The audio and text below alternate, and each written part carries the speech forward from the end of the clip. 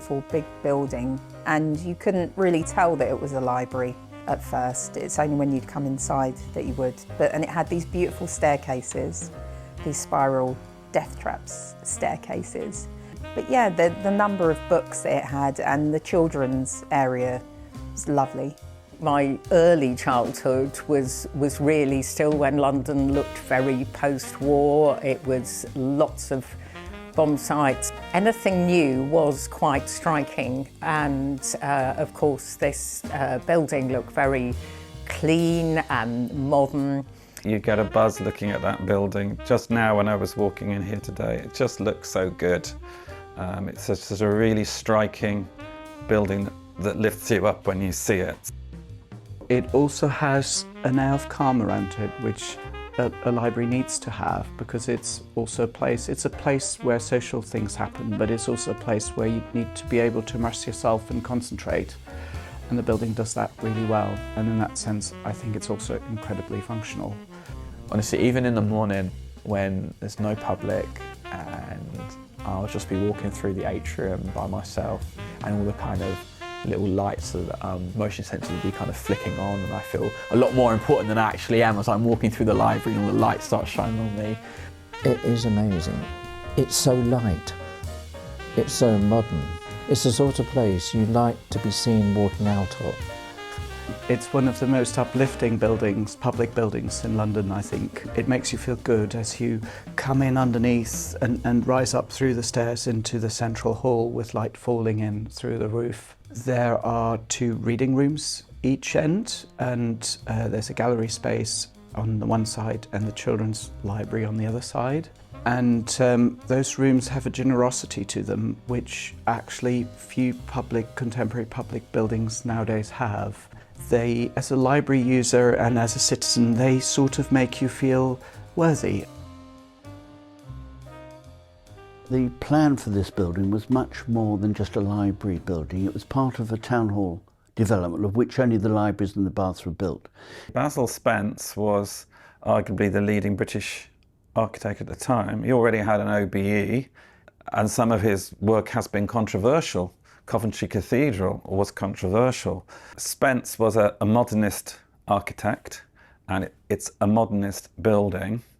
It was praised when it was built for contrasting to traditional library buildings, because traditional library buildings tended to be a bit claustrophobic, a bit formal. It's got a very striking exterior. It's got these projecting white fins of Portland stone aggregate. You have these black basalt panels also cladding the building, and you have this contrast between the black and white there, which is quite effective. You have these verticals of the projecting fins of the library, which were supposed to represent the pages of a book. And then you had adjacent to it the baths with these horizontal concrete louvers, which were supposed to represent waves, because it's a swimming bath, so you have that nice contrast. The building's obloid in shape. That means it's cigar-shaped with 2 rounded ends. Inside, Spence was striving to have a feeling of space and freedom. As part of that, he had this double height central foyer area, and then you've got the original reference and lending libraries, they're double height. You've got this nice symmetry between the reference and lending libraries. They've both got pairs of spiral stairs going up to the levels above.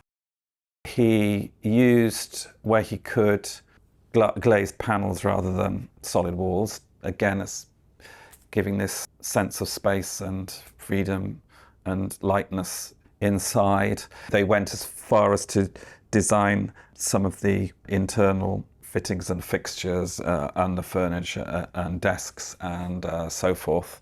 So it was a whole integrated overall concept. And the danger in one way of choosing a very eminent architect is that he leads the way and you can't question him so much. So one of the reasons for him not to have signing of the building, because he felt that the ribbed exterior was one which was designed to, people would immediately recognise it as the pages of a book opening.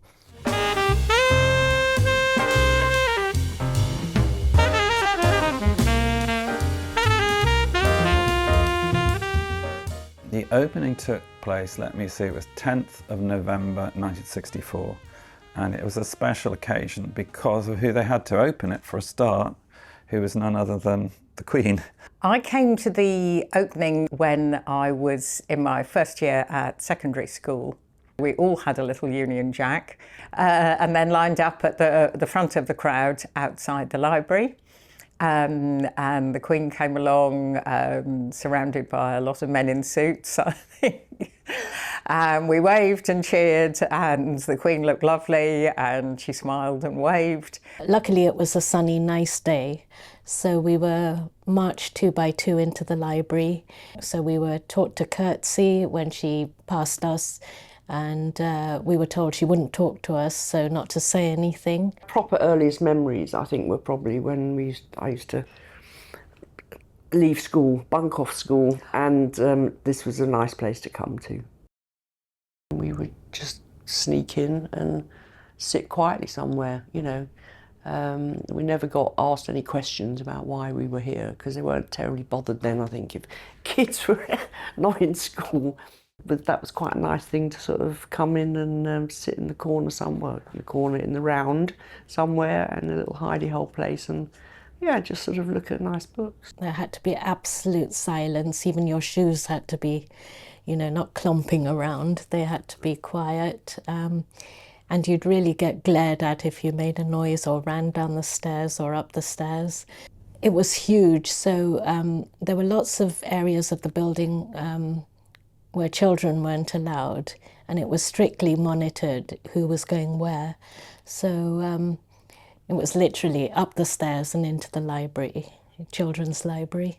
And once we were in the sixth form, we were allowed to go out and go to the library to look at reference books and do our studies and homework there. Felt like quite a nice sort of grown-up feeling to go out of school and go and use a proper library. Well, the head of the children's library, her glare was, even now I think, you know, I can remember it, I can see it. And she would just shush everybody, you know, the minute you even tried to say something or were trying to whisper, it just wasn't allowed. So it was very, very strict. I remember once asking, and this is probably one of my memorable things, once asking whether they had study notes, because I think they started coming out then, if not a little earlier. And, you know, the look of horror on the librarian's face was like, you read the book, you're not going to use study notes.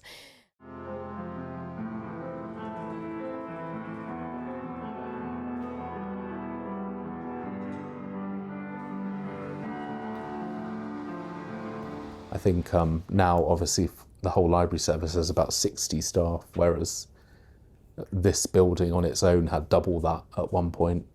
I worked here first between 1968 and 70, and then I worked in Holborn Reference Library, where I was deputy reference librarian there, and then got the job of local history librarian at Swiss Cottage in 1974, and I stayed here until 1995.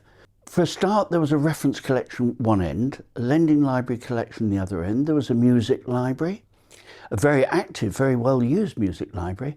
And also in the building was the arts department, which people have overlooked now because their activities have disappeared.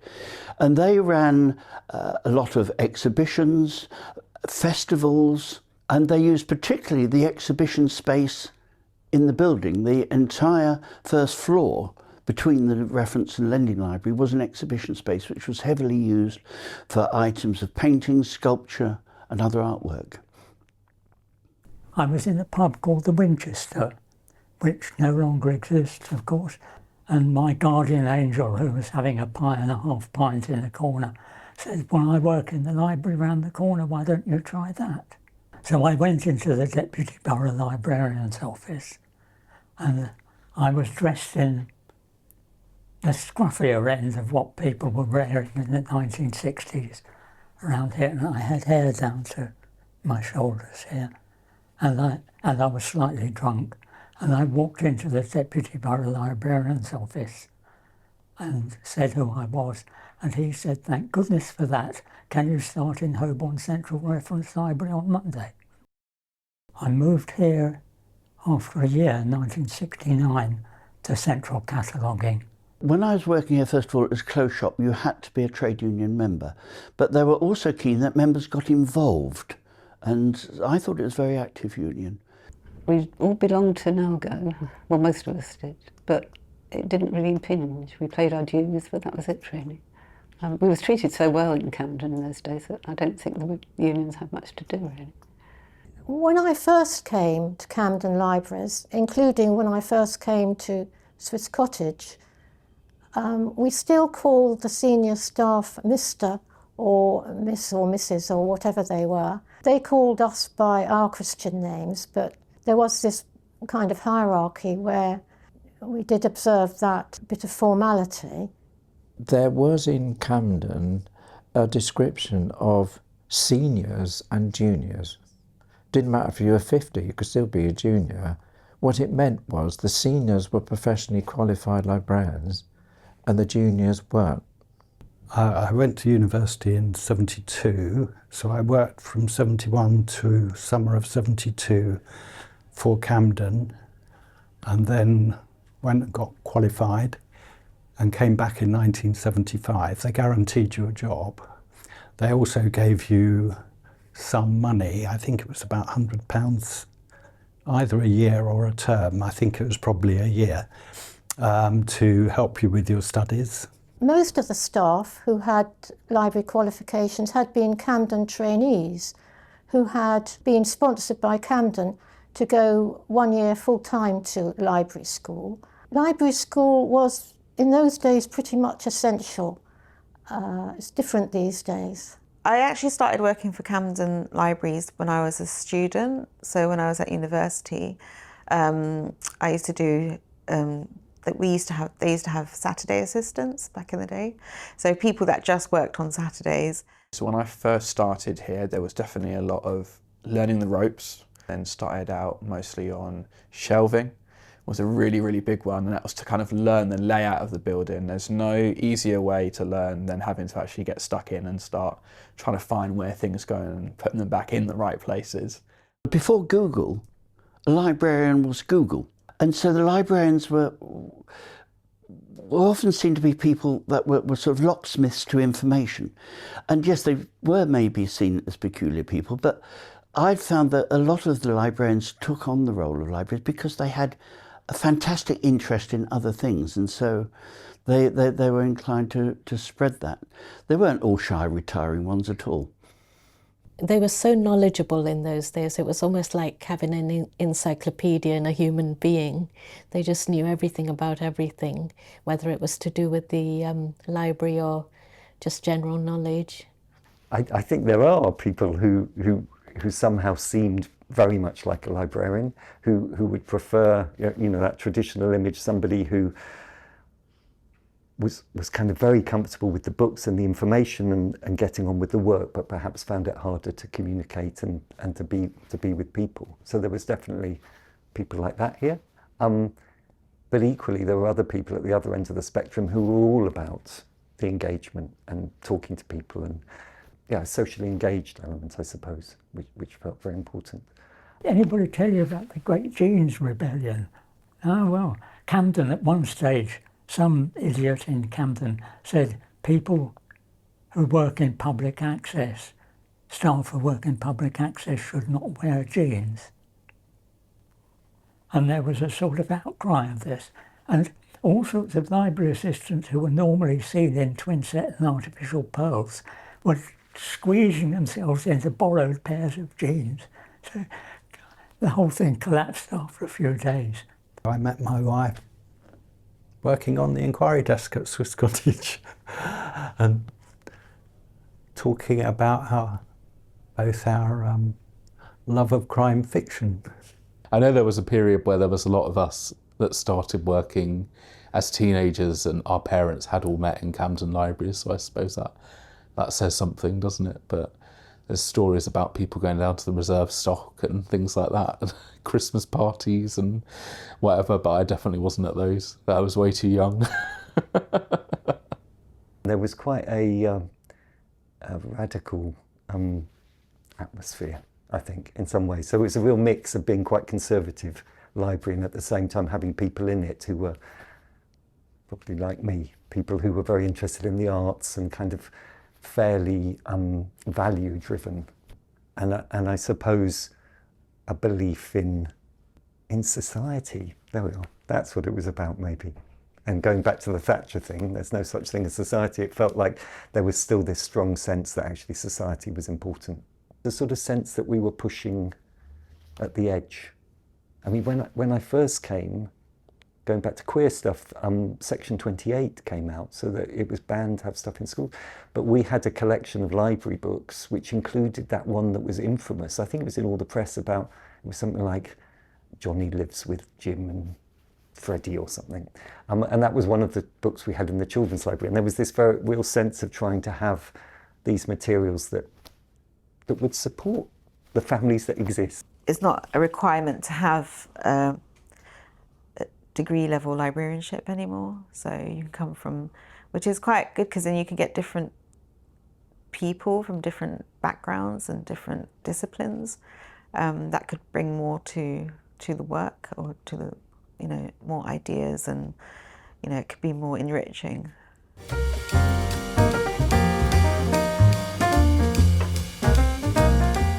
The first hour of the day would always be shelving all the books that had been used the day before, which tended to be left on the tables, and in a way that was better than people putting them back in the wrong place. And generally looking after the stock and moving it up when it needed to be moving around, and taking off the shelves anything that looked as if it might belong better in the reserve stock. Be a morning tea break. The reference staff only got a quarter of an hour. The lending staff got a bit longer because they had a huge amount of shelving to do. I think it was felt that because it involved so much physical work, they were entitled to a slightly longer tea break. And then there was another guy called Paul Lofton, who was the book recovery officer. Can you imagine? He used to go to people's houses when they hadn't returned their library books, bang on the door and ask for the library books to come back. There was a community engagement there. He was incredibly respectful, very good at his job. He would go round and it was just about highlighting, no, this is a value, we need to have these things back. Please return them. When I first went into the stock department, I was staggered that we had £1 million to spend on library stock. But it was an awful lot of money, much more than some other boroughs, three or four times what some other boroughs had. You used to have 3 different stock sections. You used to have the main one, which was the lending library, and then there was the reference stock department, and there was the music stock department, and you had people in each section who specialised in those areas. We all had our own Dewey numbers to order from. I had the 930s, that's ancient history, and the 870s and 880s, which are Latin and Greek literature. I remember one time for some reason, we had acquired a book of Japanese pornography. It was fairly lurid stuff. And we put it on Mr. Saunders' desk and said, do we need to be watching? Because being so open plan, you could actually see through all people's windows what people are watching.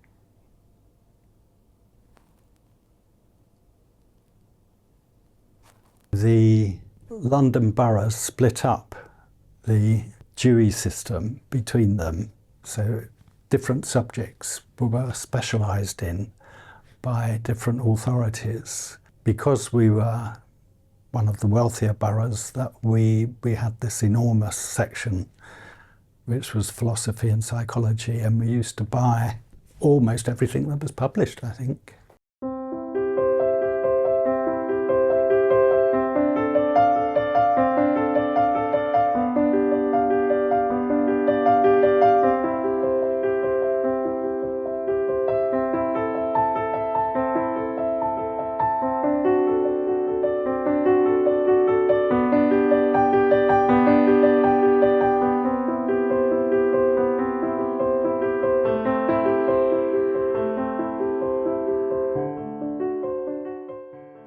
to bark.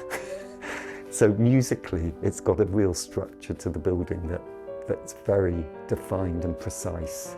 And I think it creates then a frame for people to be in, and I think that's what great architecture does. It's like being in a cathedral. That real sense of the beauty of space. It's the spiral staircases at each end and the way that they're framed. I just think they're rather beautiful. And they're also really performative. If you move up those staircases, you're kind of in the space. It's a very open place, full of light and luminosity and serenity. I like the fiction end. I like being down there on a sunny day with the spirals going up when the sun's kind of dappling through on all the crime and fiction books. I'd say that's my favourite part.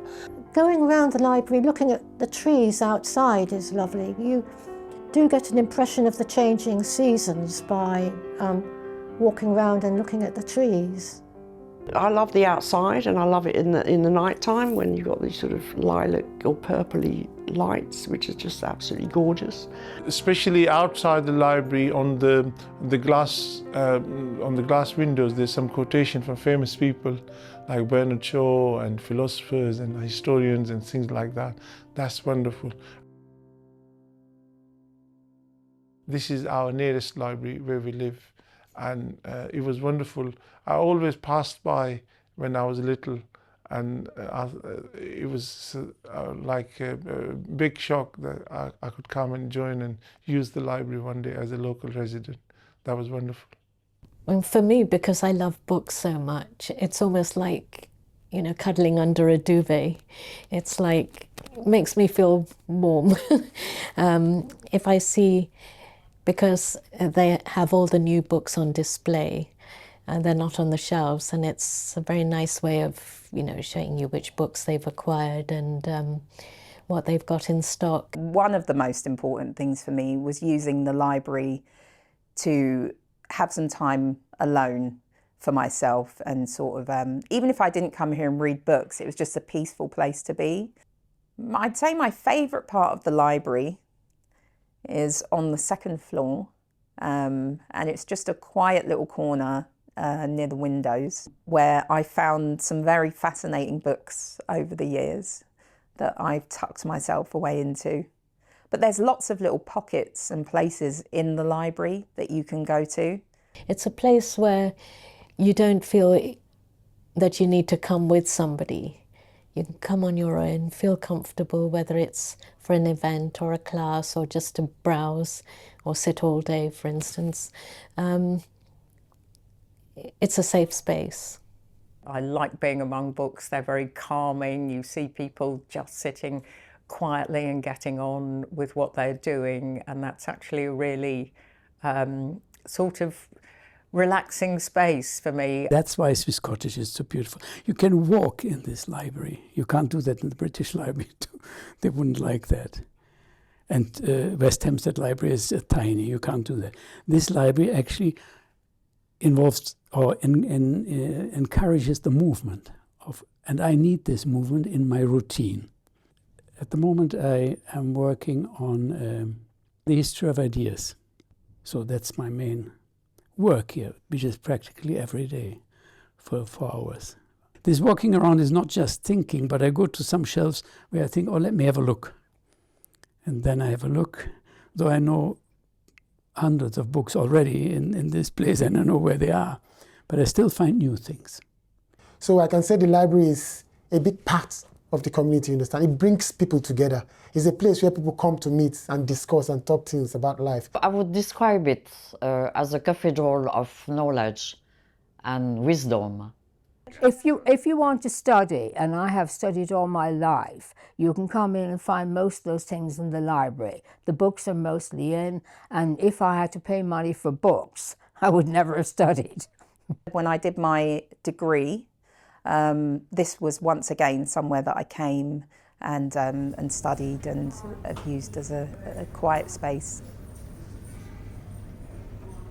You know, the way people access information has changed so much. I think I think we were still at that point where a librarian curates information for people or gives them access to good sources of information. When I came here in 1975, in the reference library, there were 8 staff, and we would get inquiries by phone and in person and by letter sometimes. The first hour of the morning, the phone inquiries that we had, we tended to suspect contained a lot of crossword puzzle inquiries, but we did them anyway. Yeah. And there were so many queries about things that nowadays somebody would just look up on Google. So yes, all sorts of things. Well, practically anything somebody could come in and ask in the reference library. And one of the things we learnt at library school was all the different reference books and how to look things up and which ones covered which subject. And, oh, it's very time consuming. That's why there's so many staff, yeah. We got all these football enthusiasts. They would come in and say, you know, how did Nottingham Forest do in 1939? And you'd sit them down with the Times Index on microfilm, and they'd really get into this. We had quite a few regulars. They would come in, they would track down their team's match results. But I remember once being on the reference desk and picking up the phone and this very posh voice saying, "The word is chorizo, I want to know what it means and what language it's in." And I remember just saying, "Sausage, Spanish," and putting down the phone. Wind it back again, pull, pull, clap, clap, clap. Point to the ceiling, point to the floor, point to the window and point to the door. The children's library, it didn't have the sort of sitting area that they've got now, you know, the big octopus and everything. Basil Spence put these little plastic sort of couch things for children, and you just sat there and read your book.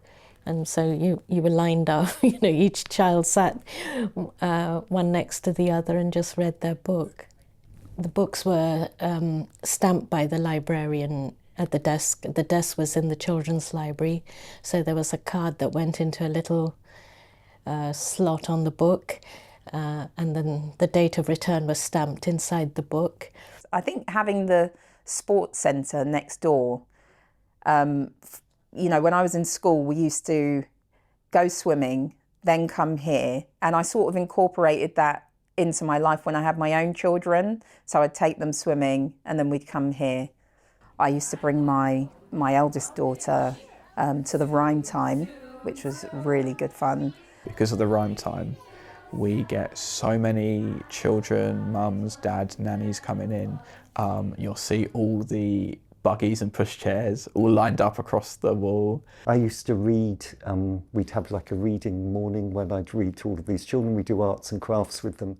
This summer, the library got a very nice reading challenge for the children to read certain books, and then they get some goodie bag and stuff like that. They were so excited.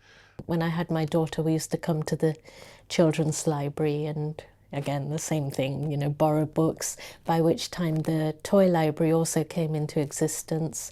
So we used to borrow toys as well.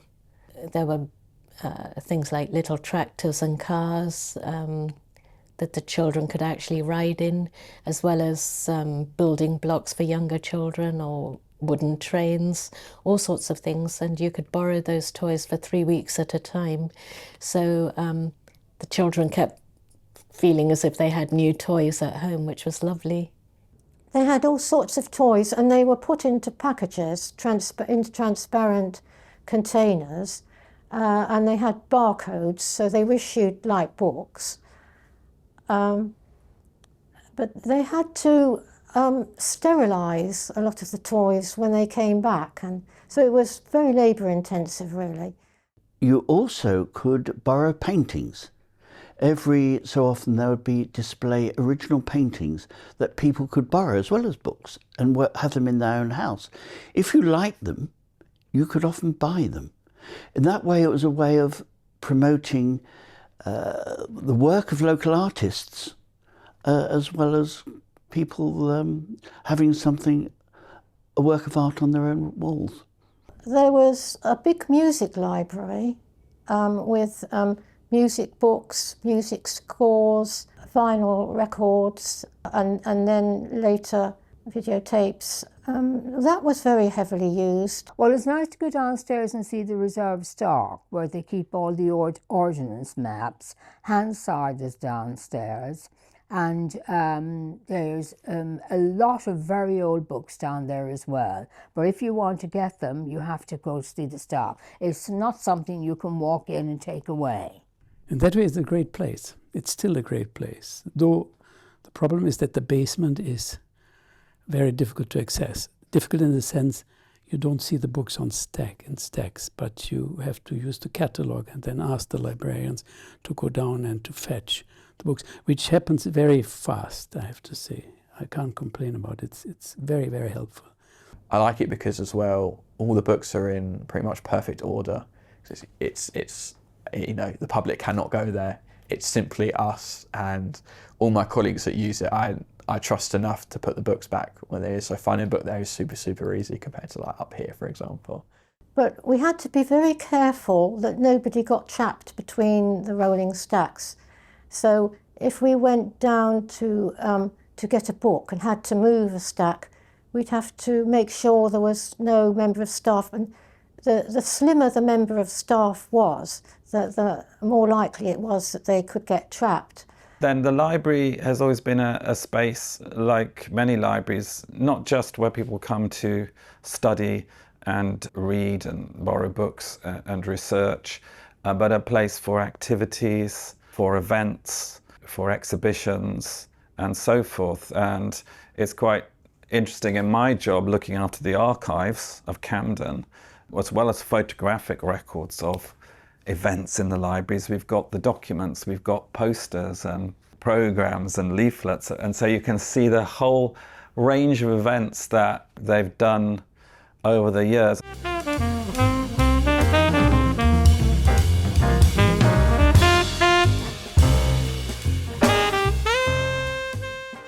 You know, we've got a lot of kind of wealthy areas of Camden nearby and a lot of not so wealthy areas of Camden nearby, and I think we get like a perfect blend of kind of different people, different backgrounds, different cultures, different income. I would say libraries have, and I think will always be, a mix of all ages, all backgrounds.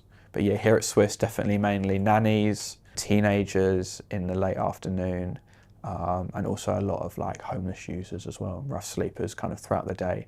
It's a warm space, there's no judgment, you don't need to pay. Get the regulars that come in all the time, and they'll be in every hour the library's open. They'll use all their IT time every day and then just use parts of the building to dwell in for the rest of the day. Sleep, do whatever. We used to call it sweeping. We'd go around and each person would be allocated an area at the end of the day to check. So you're visually checking everywhere, and occasionally someone would miss someone hiding down under a desk, and then they'd get to spend the whole night in the library.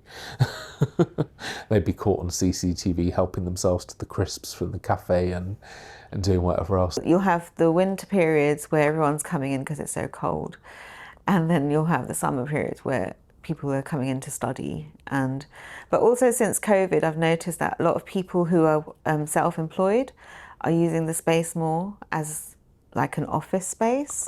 Students coming up for exams, every inch of space, including the floors, were covered with people trying to study in here. And so that was particularly the busy period. And me and Local History Collection trying to reserve some space for people looking at rare maps and things, it was difficult to preserve the space from people who urgently needed the space there. Before you even open the door, they're all standing outside trying to get their spot. So, and then as soon as you open the door, they're all running through. It's a rush for chairs and study space and computers and facilities and stuff like that. And they will then dominate for a few months, and that's from 10 in the morning all the way till 8 in the evening. So what I've noticed is that when we get a lot of the younger kind of library users coming in, a lot of our older library users might vacate to another library in Camden. The A-level students weren't a problem because they'd acquired the habit of serious study by then, but the 16-year-olds were a little bit difficult to accommodate. They came in very large numbers and they were rather rowdy. A lot of people are here to study and learn, but others, as I'm sure we all were when we were younger, coming in their groups to mess around or be disruptive, so yeah. Well, it's interesting because my daughter actually comes here to study, and it seems to work incredibly well for her. Just like many other Londoners, we live in a tiny home. We have a tiny home. She doesn't have her own room. She shares it with her sisters. And the library is a real refuge for her to study for her A-levels, and it seems to be providing the right spaces for that, absolutely.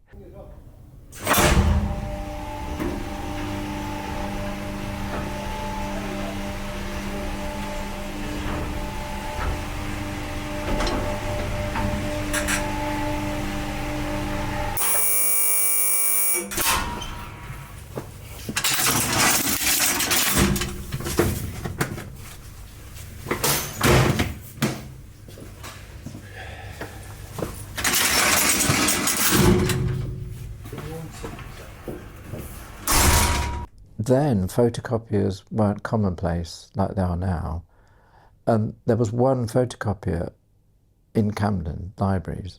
It was here. It was huge, and I had to go on a day course with Xerox. They wouldn't let anybody use this machine unless they'd done that day course, and there was a key on it, so only key holders could use it. In lending or reference libraries or both, you could see microfilm readers. We don't see those now, I think, in libraries as a rule. And then, of course, in time, you get the computers. It was quite an exciting place. I mean, Camden was the first authority in Europe to use computers.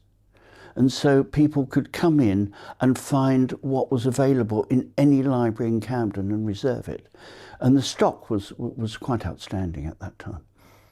So in the early years, we had the catalogues. I remember yellow and red catalogues for the different libraries, for the lending and the reference libraries. So all the catalogue numbers were listed, all the books were listed, great big catalogues that you had to look up if you wanted a particular book. And now it's all on computer, so it's so much easier and you can check at home. Earlier you had to come in, you had to speak to somebody, you had to fill out a form and get it all done on site, whereas now it's just so much simpler. But I do miss seeing the staff around. It's now much easier to use the computers. That means to get onto a computer. In the past it was that you had to sit in this room there and type in your card number, and then you looked at a board and waited for your number to come up, and then you could go to a computer. Obviously we've had self-service kiosks put in. They came around 2009, 2010, something like that. And I'd say now, don't quote me completely, but about 90% of our book transactions go through the kiosks rather than the staff. Well, you see, eventually all the developments in information technology and the coming of digital material, also developments in automatic issuing and discharging of books, all that did lead to reductions in staff.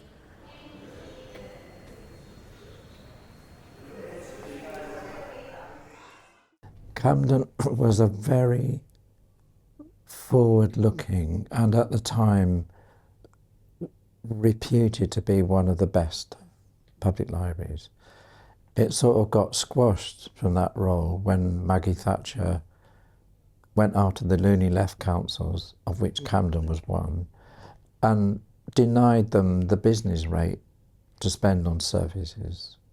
I think during my time, so I was with Camden from 91 to 2005, there were at least 3 restructures during that time. And each time, of course, generally there would be losses of jobs, so it was hard for people. There was a library strike, I think it was in 1998, and it went on for 3 months. and it was to do with the music library and the philosophy library and any other special collections. These specialities were kind of going, and there wouldn't be staff working with them anymore, and there would be posts to be deleted. And that did cause a strike for 3 months. Up till then, you had reference down one end of the building and lending down the other, and 2 different staffs. The big idea was to integrate the stock. Staff could work with all types of material and deal with all types of customers. So the reference stock and the lending stock were all interfiled. There was a sense, I think, if you were part of that more traditional librarian history of the building, that there was a kind of a loss of skills and respect for that skill set. There were these huge cuts that they had to make, and an all-out strike was called because they were going to close several libraries, which is more or less what we've ended up with. But it was a very difficult time and a lot of bad feeling between colleagues. But it didn't last.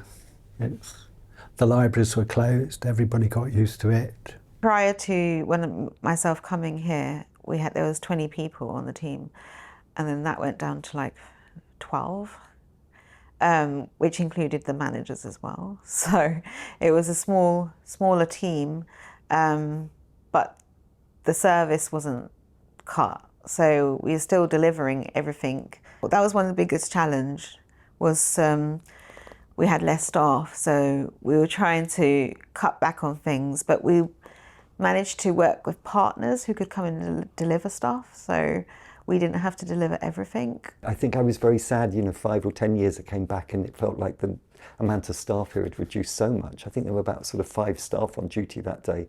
Back in the 60s, I believe there were 50 staff here in the library. I mean, it was just such a different world.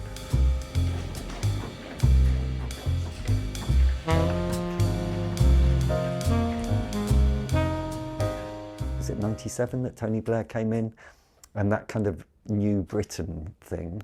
And in some ways, when we did this big refurbishment here, it felt very exciting. It felt like actually we were doing something that was important and updating and refreshing something that was really worth doing. It's become a cliche for me, but that idea about a library being one of the last interior civic spaces felt really important as part of that. Project ended, I think, in 2004. It cost over £8 million. It was a massive project. There was this emergency listing of this building because they were going to knock down the whole of the site, including the swimming pool next door. Then they saved this building, but knocked down the swimming pool.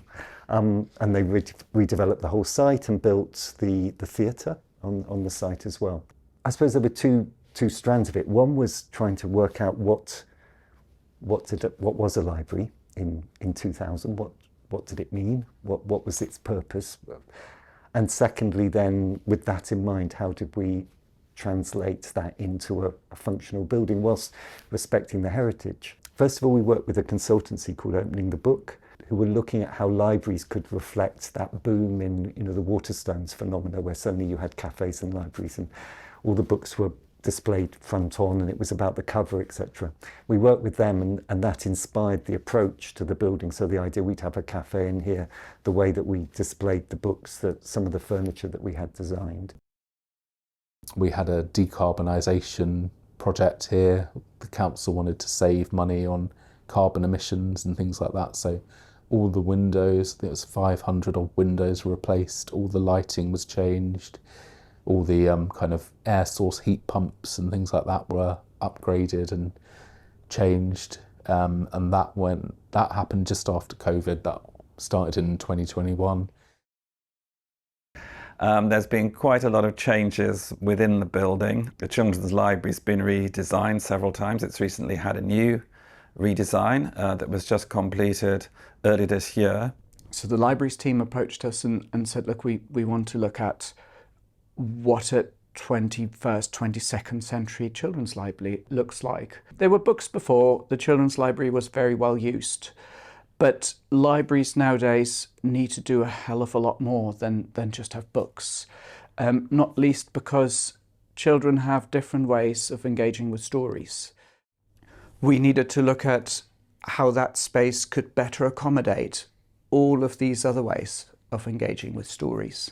Swiss Cottage never really had a teenage library, and anybody who's got a teenager knows that the last thing that they want to be associated with is children, because they're departing into becoming adults. So we extracted the corner that had previously been set aside for teenagers out of the children's library and located it in the grown-up section of the library.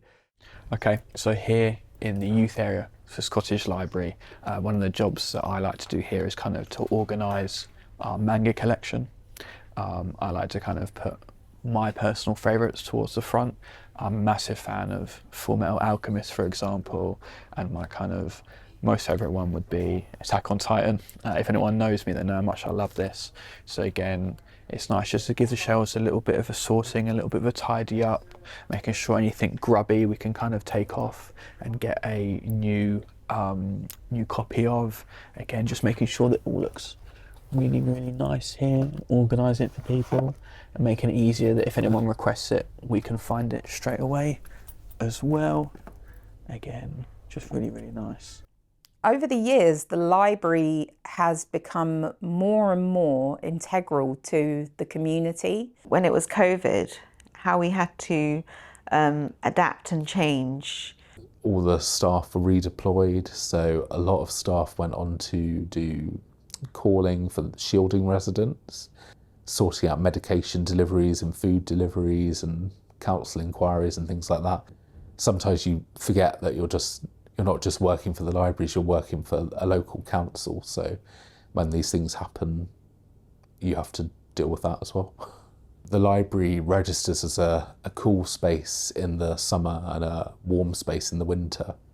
And up to 30 homeless people that have been kind of triaged through the homelessness services will be brought here, and they will be set up with beds, and they can sleep in the library from 9 p.m. until 8 a.m. All the council services were, all the buildings were being closed down. There wasn't reception desks anymore. If you wanted to speak to someone, you'd have to phone up or come into a library. Everything was going online, so people had to do their housing benefit online, their council tax, parking.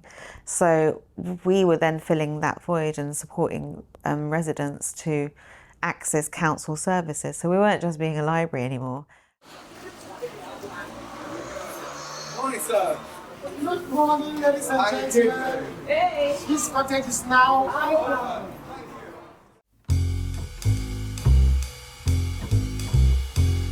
Camden's Libraries team is so much more than a libraries team. They curate exhibitions, they arrange performances, they facilitate community groups coming into the library.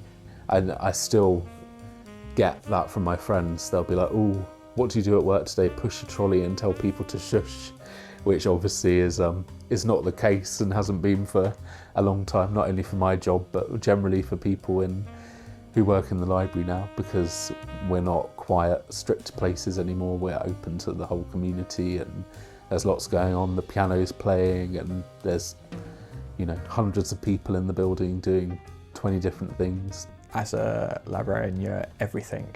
I think you're a childminder. I think you're Google. I think you're police officer, social worker, care worker, or tech support. All of those things rolled into one on a daily basis as well. I feel quite lucky to be able to say that I've always only worked for Camden Libraries. A lot of people I come across think that's really weird, that you've only ever worked for one employer in one department, but I feel like if you have a good thing, why would you change it? Important pinnacle in the immediate environment, which is where I grew up. It's a constant, it's always been here my whole life, and I'm very happy it's still here. I think the library for me is a place where I find solitude, I find peace. I love the smell of books. Most recent years is probably with the grandchildren, you know, and we'd come up here and they'd play, and you know, we'd go home with 50 books, you know, so yeah, they love it.